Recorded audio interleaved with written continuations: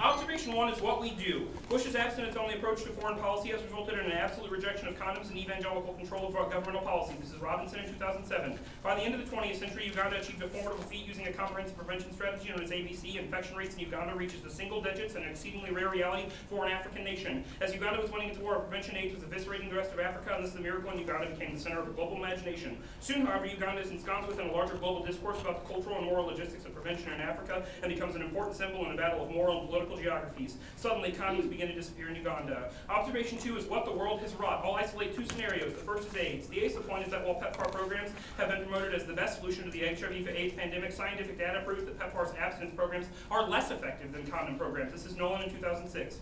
The problem is that PEPFAR comes with a heavy gloss of moralism at best. By the admission of PEPFAR's own director, those policies generate confusion that is causing problems in countries. At worst, according to an audit by the U.S. Government Accountability Office, they are undermining AIDS programs and could be responsible for unnecessary deaths. The first complaint about PEPFAR is that its prevention message is overly focused on abstinence at the expense of better proven interventions, and that this emphasis is driven not by what is most needed in African communities, but by Bush's supporters and the American evangelical Christian right. But PEPFAR promotes condom use for only high-risk sexual encounters. But in Africa, the group most vulnerable to infection is made up of married monogamous women who don't fit the traditional parameters of risk. The BISA point is that without effective intervention, the HIV/AIDS pandemic will increase at even greater rates, creating more than 36 million new infections in the next few years. This is Lafreniere in 2007. If current trends persist, sub-Saharan Africa, already reeling under the burden of nearly 25 million infected people, and in the midst of a population boom, will face 36 million additional new infections by 2015. The treatment clinics will confront an ever-growing clientele, and countless millions will die. And in the CSUB point, Batuma Mathu reminds us in a 2000 article how truly atrocious the HIV/AIDS pandemic is, writing that AIDS is the most devastating disease in world history. This is Mathu in 2000. Every age has its killer, but AIDS is without precedent. With AIDS, the vector is humanity itself. There is nowhere to run and nowhere to hide. Whereas death by plague was a merciful 5 days of agony, HIV is not satisfied until years of stigma and excruciating torture have been wrought on its victim. The plague toll of tens of millions in 2 decades was a veritable holocaust, but it will be nothing compared to the viral holocaust. Infected carry the seeds of their inevitable demise, unwilling participants in the march of a dam. AIDS is a holocaust. Without even a lame or bigoted justification, it is simply a waste. It is death contracted not in the battlefield, but in bedrooms and other venues of furtive intimacy. It is difficult to remember any time in history when the survival of the human race was so hopelessly in jeopardy.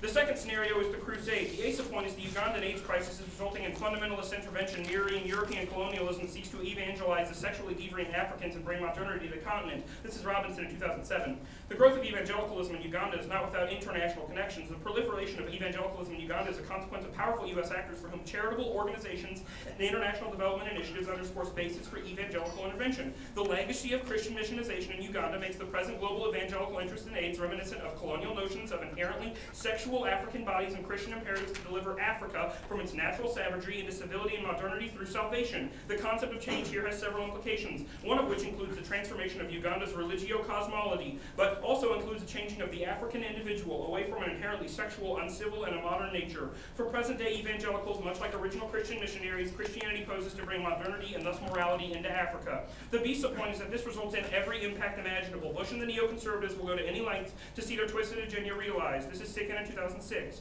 George Bush's personal commitment to and sympathy for Christian fundamentalism are well known. Indeed, it's becoming increasingly clear that his foreign policies are powerfully shaped by the Christian fundamentalist agenda of global conquest for Christ and for capital. The underlying white Christian supremacist vision behind American imperialism, a continuation of the logic of European colonialism, is unmistakable. Bush's Christian commitment is a vengeful, hate-driven creed rooted in the notion of the triumphalist church that desperately seeks to subjugate the entire world and expand the borders of Christendom until the ends of the earth. Bush has actively sought to marshal Christian theological legitimacy for his imperialist wars, seeking to invoke the just war theory that was first developed by the medieval church to bless the anti-Muslim crusades, expand our boundaries of Christendom, and to subjugate the benighted heathen.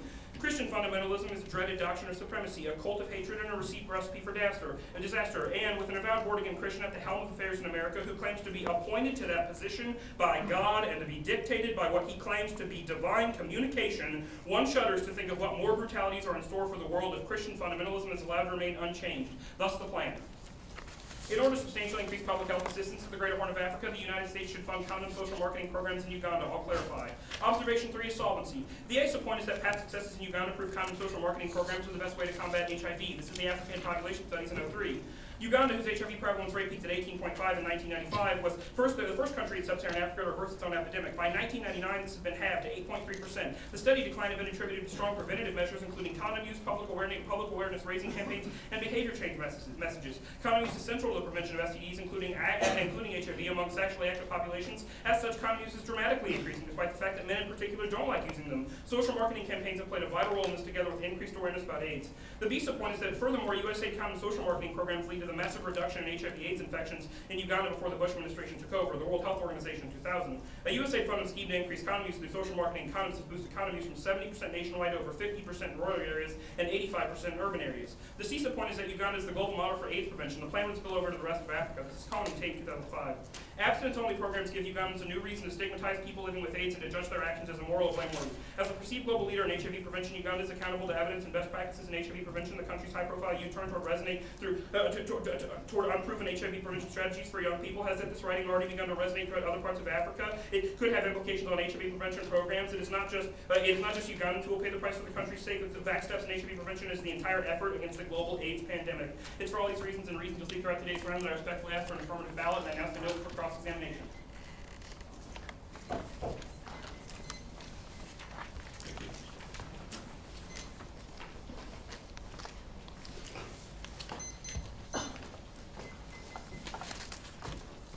Can I see a copy of the case, please? Yeah, Sure.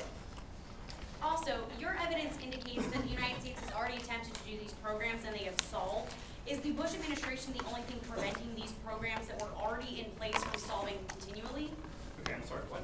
Okay, the A point on your solvency indicates that these programs were successful inside Uganda previously. Did the Bush administration reverse the success of these programs? Yeah, that's my argument.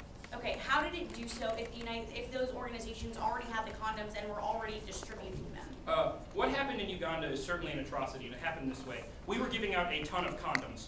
When we decided that we didn't want to give out condoms anymore, we stopped. And what we did is we started putting pressure on Uganda to not distribute condoms. We left condoms sitting in warehouses, 10 million condoms in a stack. And we did this because we believed it was our job to impress upon the world the belief that abstinence-only education is the best way to solve HIV/AIDS prevention. Your Sickland evidence says that the Bush Christian right and wants to portray this message in the international community through its foreign policy.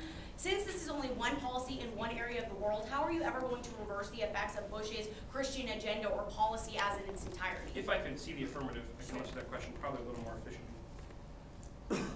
Or perhaps with less BS. My Robinson in 2007 evidence is devastating on this question. It says that the realm of evangelicalism has certainly landed in Uganda, and the HIV/AIDS prevention strategy that we promote now is at the core of Christian fundamentalism and the support of the Christian right in the Bush administration. My argument follows logically then that this is really the manifestation of what would be the Christian right's attempt to push policies through the United States federal government. My argument then is that we kind of have to understand the way in which this works in a larger foreign policy scope. Our job as policymakers is to ensure that we promote the best policies for people around the globe, not that we promote the personal ideologies of leaders. Right, and I understand that. You just said that the Robinson evidence indicates that the evangelicalism is prominent only in Uganda. However, that evidence just says that it has been increased in Uganda and that it's a problem, never that that is the focus of Bush evangelicalism inside his foreign policy agenda. I totally disagree. It says here that this is the use of U.S. actors for charitable organizations. It is the underpinning of this.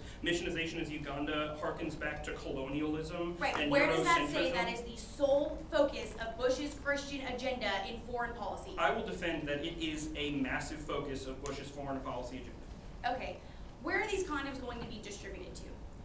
We will give condom social marketing programs. We will give condoms to NGOs. We'll give condoms to U.S. NGOs in there. We'll do condom marketing programs. That's the other part of the app. So how can we guarantee that these NGOs will actually want to partake in this? I don't know. I'll suppose I'll listen to your solvency arguments and then we'll talk about it. Okay. All right.